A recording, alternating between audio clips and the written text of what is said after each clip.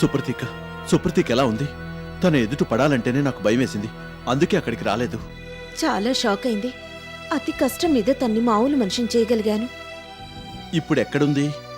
Doctor గారితో మాట్లాడుతోంది. ప్రమాదం ఏమీ లేదని ఆయన సుప్రతీకకు చెప్పారు. ఓ 4 నెలల పాటు పూర్తి విశ్రాంతి తీసుకోవాలని అన్నారు. రమేష్ గారికి మెలకు రాగానే ఆయన దగ్గరికి తీసుకెళ్తానన్నారు. మీరు మాట్లాడినట్టే సుప్రతీక కూడా మాట్లాడింది. రమేష్ గారికి ఏమన్నా అయితే తను బతకలేననంది. ఆయనే తన దేవుడని, తన సర్వస్వం అని, ఫ్రెండ్, ఫిలాసఫర్, గైడ్ అని వెక్కి వెక్కి ఏడుస్తూ చెప్పింది. సుప్రతీక ఇంతగా బాధపడ్డం నేనెప్పుడూ చూడలేదు. తనని కంట్రోల్ చేయడం చాలా కష్టమైపోయింది. మధ్యలో నర్స్ వచ్చి ఒక ఇంజెక్షన్ కూడా చేసి వెళ్ళింది.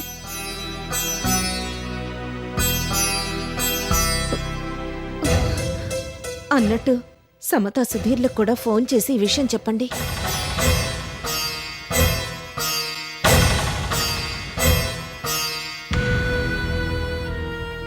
వాళ్ళకిప్పుడు ఈ విషయం చెప్తే చాలా కంగారు పడిపోతారు. ఏదేదో ఊహించుకుని విపరీతమైన టెన్షన్కి లోనవుతారు. తమ ట్రిప్ని క్యాన్సిల్ చేసుకుని ఇక్కడికి వచ్చేస్తారు. అందుకే ఈ విషయం ఇప్పుడే వాళ్ళకి చెప్పాలా అని ఆలోచిస్తున్నాను.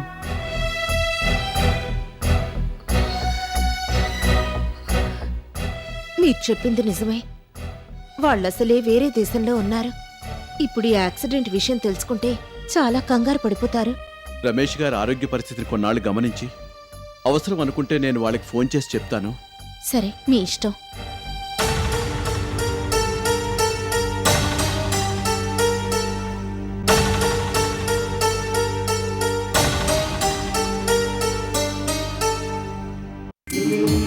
ఇది కంటి పాపపై కనురెప్పకున్న వ్యామోహం, కడలి లోతులను మించినది ఈ ప్రేమదాహం. ఇది కంటి పాపపై కనురెప్పకున్న వ్యామోహం, కడలి లోతులను మించినది ఈ ప్రేమదాహం. ఎన్నటికీ తరగని ఎడతెగని కరుణా ప్రవాహం, కనివిని రుగనిది ఈ పవిత్ర భావన సందోహం. కావ్యాలనే తలదన్నేను ఈ కమనీయ స్నేహం, కావ్యాలనే తలదన్నేను ఈ కమనీయ స్నేహం. ఎంతెంత రమణీయం ఈ స్నేహం, ఎంతెంత రమణీయం ఈ స్నేహం.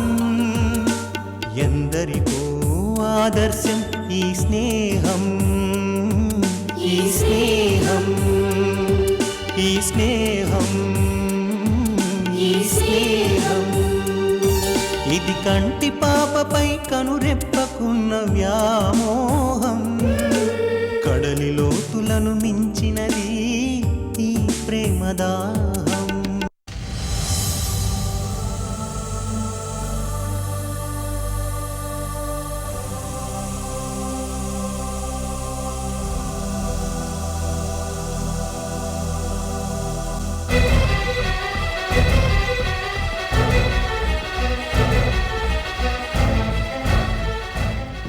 విషయం వినగానే హడావిడిగా బయలుదేరొచ్చేసాం అంకుల్.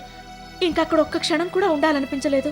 అవును డాడీ, యాక్సిడెంట్ జరగగానే మీరు మాకు ఫోన్ చేసుంటే బాగుండేది.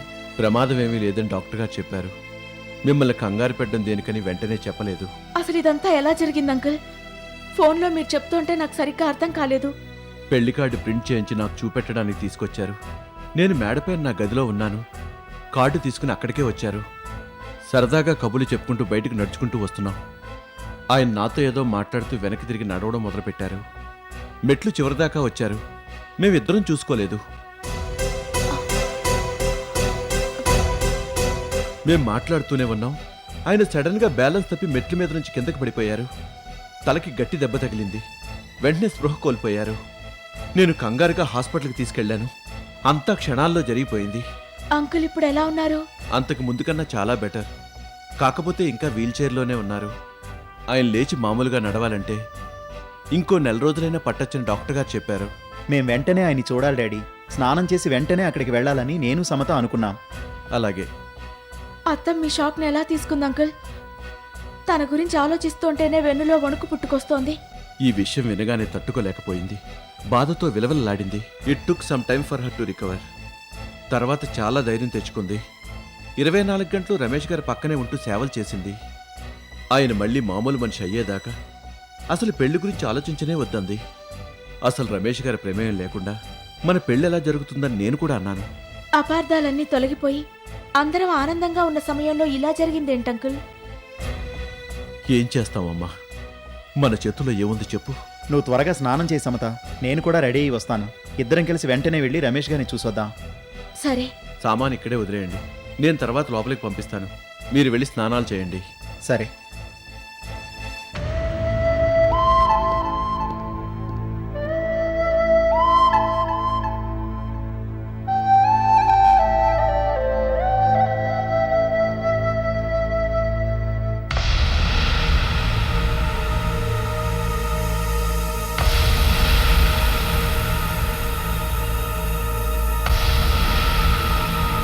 మీకు పిట్టవని కొత్త బట్టలన్నీ నేను వేసుకుంటాను. మీరు భలేవాళ్ళండి.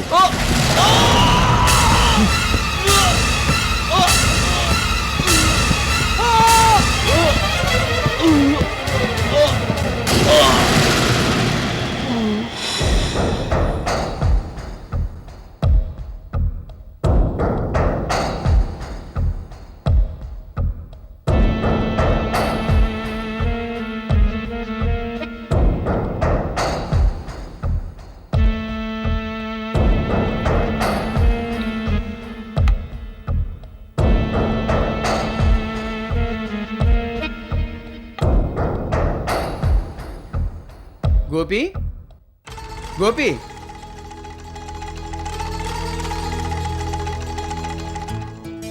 అయ్యగారు ఎక్కడున్నారు? లోపల గదిలో పడుకొనున్నారు. అలాగా, నిద్రపోతున్నారా? లేదు, మెలకుగానే ఉన్నారు. సరే అయితే రెస్ట్ తీసుకుంటున్నారేమో. తర్వాత ఈ ఫైల్ని ఆయన గదిలో పెట్టు. అమ్మగారు ఏం చేస్తున్నారు? డాక్టర్ గారితో మాట్లాడొస్తానని ఇందాకే బయటికి వెళ్ళారు. ఓహో, సరే అయితే మర్చిపోకుండా ఆ ఫైల్ని ఆ గదిలో పెట్టు. దాని గురించి అయ్యగారు అడిగితే నేను వచ్చి ఇచ్చి వెళ్ళానని చెప్పు. సరే.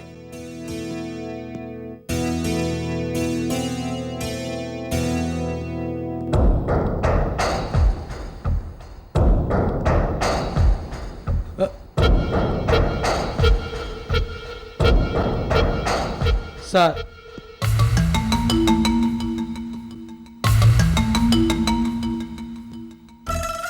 ఏంటి గోపి, ఏమైంది? ఎందుకు అలా ఉన్నావు? ఆ చెమట్లేంటి? ఈ విషయం మీతో ఎలా చెప్పాలో అర్థం కావటం లేదండి. ఏ విషయం? ఒకసారి ఇలా రండి.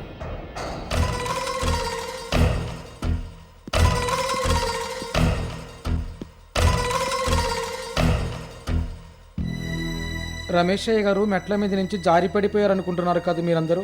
అవును. అది నిజం కాదు. నిజం కదా? ఏంటి నువ్వు మాట్లాడేది? అవును, ఆ రోజు నేను కూడా వెళ్ళాను కదా, అక్కడే ఉన్నాను. కింద నుంచి అంతా చూస్తూనే ఉన్నాను. రమేష్ అయ్య గారు తను ఎటు వెళ్తున్నది చూసుకోకుండా మెట్ల దాకా నడుచుకుంటూ వచ్చేశారు. బాలకృష్ణ గారితో సరదాగా మాట్లాడుతూ వెనక్కి తిరిగి నడుస్తున్నారు. ఆయన మెట్లంచు దాకా వచ్చినా బాలకృష్ణ గారు ఆ విషయం గురించి ఆయనకి చెప్పలేదు. పైగా మెట్లంచు మీద రమేష్ గారు నిలబడినప్పుడు ఆయన్ని చేత్తో కిందకి నెట్టేశారు. అది నా కళ్ళారా చూశాను. బాలకృష్ణ గారు కావాలనే ఇదంతా చేశారు. ఏ, నీకేమైనా మతిపోయిందా? బాలకృష్ణ గారు అలా ఎందుకు చేస్తారు? ఇదంతా నీ ఊహ మాత్రమే. కాదు, ఇది నిజం. నా కళ్ళారా చూశాను. అప్పటి నుంచి నాకు సరిగ్గా నిద్ర కూడా పట్టడం లేదు. ఎప్పుడూ కళ్ళ ముందు అదే కనిపిస్తుంది. సుప్రతీక అమ్మగారికి ఈ విషయం గురించి చెప్దామని చాలాసార్లు అనుకున్నాను, కానీ ధైర్యం చాలేదు. ఇది పెద్దవాళ్ల విషయం, ఏం గొడవలు వస్తాయోనని భయపడి నా నోరు మూసుకొని ఉండిపోయాను. కానీ ఈ విషయాన్ని దాచడం ఇక నా వల్ల కావడం లేదు. రోజూ అదే కనిపిస్తుంది. ఇప్పటికైనా ఈ విషయం గురించి బయట పెట్టాలని ధైర్యం తెచ్చుకొని మీతో చెప్తున్నాను. నా బిడ్డల మీద ఒట్టేసి చెప్తున్నాను, నేను అబద్ధం చెప్పడం లేదు. ఇదంతా నిజంగా జరిగింది.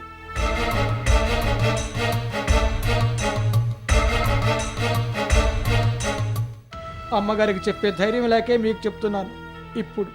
ఇప్పుడు నాకు కొంచెం ఊరటగా ఉంది.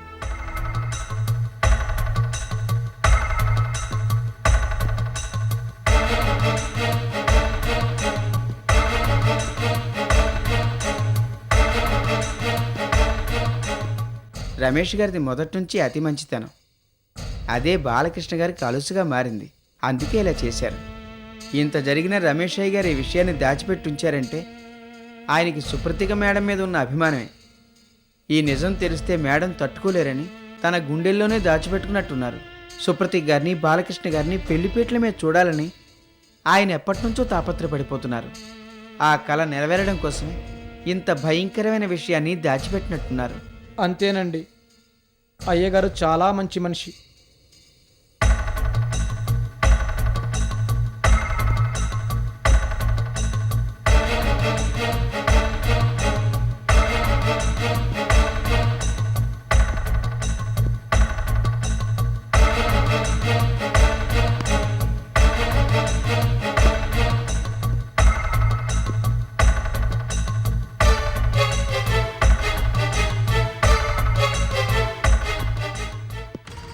సరే, ఈ విషయం గురించి నువ్వు ఇంకెవరితోనూ చెప్పొద్దు.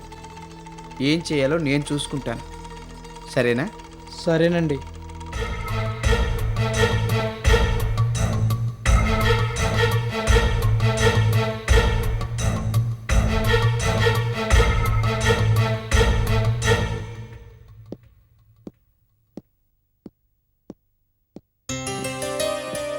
నమస్కారం అండి.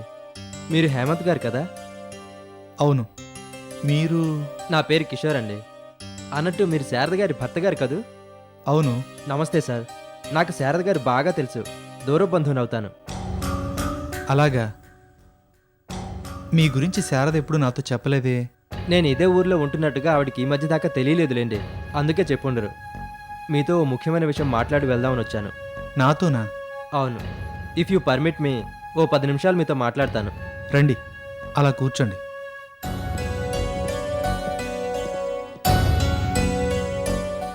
చెప్పండి. ఏం లేదు, మీ ఇంట్లో శ్రీదేవి అనే అమ్మాయి ఉంటుంది కదూ? అవును. వెంటనే ఆవిడని ఇంట్లోంచి బయటికి పంపించేసేయండి. మీ మంచి కోరే ఇలా చెప్తున్నాను. అదేంటి? అయ్యో, ఆవిడ గురించి అందరూ కథలు కథలుగా చెప్పుకుంటున్నారు. ఆవిడ క్యారెక్టర్ మంచిది కాదు. కోరి దరిద్రాన్ని ఇంట్లో పెట్టుకుంటారా ఎవరన్నా? ఆవిడ ఇక్కడ ఉంటే మీ కుటుంబం మొత్తానికి అప్రతిష్ట వస్తుంది. మీరు చెప్పేదేంటో నాకు అర్థం కావడం లేదు. ఆ మనిషి డబ్బు కోసం ఏవైనా చేస్తుందండి. వెనక ముందు ఆలోచించదు. ఇవన్నీ మీకెలా తెలుసు? అయ్యో, ఆవిడ పనిచేసే ఆఫీసులోనే నేను పనిచేస్తున్నాను. శ్రీదేవి మీ ఇంట్లో ఉంటున్నట్టు నాకు ఈ మధ్య తెలిసింది. దాంతో వెంటనే మీ దగ్గరికి పరిగెత్తుకుంటూ వచ్చేశాను. శారద గారు ఒట్టి అమాయకురాలు.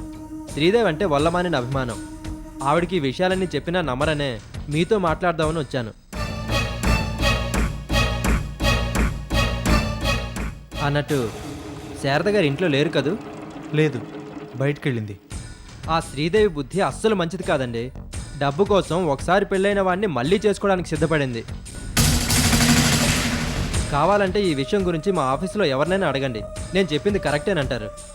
మా బాస్ బాలకృష్ణ గారి అబ్బాయి సుధీర్కి వాళ్ళ భార్య సమతతో ఏవో గొడవలు వచ్చాయి. దాంతో విడివిడిగా ఉండటం మొదలుపెట్టారు. అదే అదనుగా ఈ శ్రీదేవి సుధీర్ బాబు ఇంట్లోకి అడుగుపెట్టింది. ఎలాగోలా ఆయనకి దగ్గరైపోయి ఆయన మనసు మార్చి పెళ్లి చేసుకోవాలని ప్రయత్నించింది. ఆ సమత విడాకులైనా ఇవ్వకముందే సుధీర్ బాబుని తొందరపెట్టి పెళ్లి కార్డు కూడా ప్రింట్ చేయించింది ఈ ప్రబుద్ధురాలు. వాళ్ళిద్దరి రిలేషన్షిప్ గురించి ఎంత తక్కువగా మాట్లాడితే అంత మంచిదిలేండి.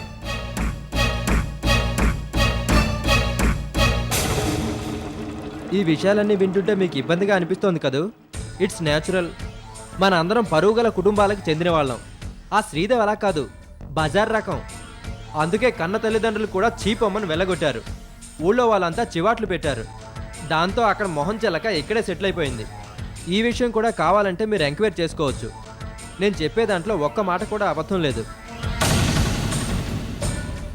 భార్యకు తెలియకుండా మా సుధీర్ బాబు కొన్నాళ్ళు ఈవిడ్ని మా గెస్ట్ హౌస్లో కూడా ఉంచారు. అది ఆవిడ గారి చరిత్ర. అలాంటి మనిషిని మీరెలా భరిస్తున్నారండి? మా ఆఫీస్లోనైతే ఎవరూ ఆవిడతో మాట్లాడం. లేడీ ఎంప్లాయీస్ అయితే శ్రీదేవి మొహం చూడడానికి కూడా ఇష్టపడరు. పాపం అవేవి శారద గారికి తెలియదు. ఆవిడికి మాయమాటలు చెప్పి శ్రీదేవి ఇక్కడ సెటిల్ అయిపోయింది. మీరు మీ భార్య అల్లరిపాలు కాకముందే కళ్ళు తెరవండి. ఆ శ్రీదేవిని వెంటనే బయటకు గెంటేయండి. లేకపోతే మీ గురించి కూడా నలుగురు నానా రకాలుగా అనుకోవడం ఖాయం. మీకు ఇంకో విషయం తెలుసా? ఆవిడ గారు మా బాస్ బాలకృష్ణ గారి సంతకం కూడా ఫోర్జరీ చేసి ఆఫీస్లో ₹1,00,000 కొట్టేసింది. ఈ మధ్య ఇదంతా జరిగింది. బాలకృష్ణ గారు చాలా స్ట్రిక్ట్. ఇలాంటి పని ఇంకెవరైనా చేసుంటే వెంటనే పనిలోంచి తీసేసి ఉండేవాళ్ళు. కానీ ఈవిడ మాత్రం ఇంకా అక్కడే ఉద్యోగం చేస్తోందంటే అర్థం ఏంటి?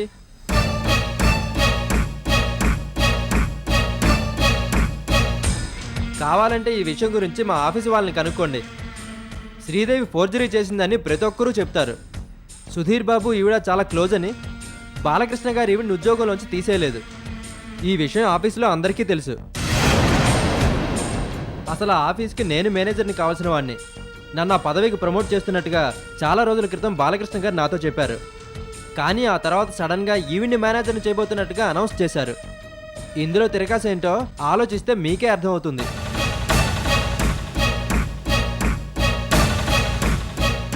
మీకు అసలు విషయం చెప్పడం మర్చిపోయాను. అప్పట్లో నేను మేనేజర్ని అవుతానని అనుకున్నప్పుడు శ్రీదేవి నాతో చాలా చనువుగా ప్రవర్తించడం మొదలుపెట్టింది.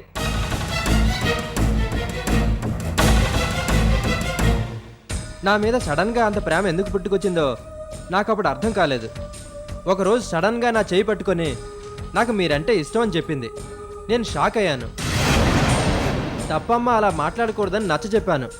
నా మాట వినలేదు శ్రీదేవి. పైగా నీ ఒట్టి చేతకాని వాడివని నన్ను ఆడిపోసుకుంది.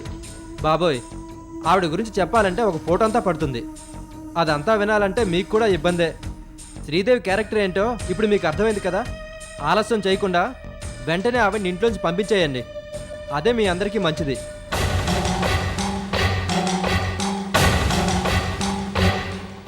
ఏంటి ఆలోచిస్తున్నారు? నా మాటల మీద మీకు నమ్మకం కుదరటం లేదా? ఓకే, కావాలంటే నాతో పాటు ఓసారి మా ఆఫీస్కి రండి. మీకే అన్ని విషయాలు అర్థమవుతాయి. అబ్బే, మీరు అబద్ధం చెప్తున్నారని నేను అనుకోవడం లేదు. శారదని ఎలా కన్విన్స్ చేయడమా అని ఆలోచిస్తున్నాను. అదా, శారద గారు ఈ విషయం నమ్మరు. శ్రీదేవి అంతగా ఆవిడ్ని మాయ చేసింది. శారద గారు రాకముందే మీరు శ్రీదేవిని చీవాట్లు పెట్టి ఇక్కడి నుంచి పంపించేసేయండి. ఆ తర్వాత శారద గారికి ఏదో ఒకటి సర్ది చెప్పుకోవచ్చు.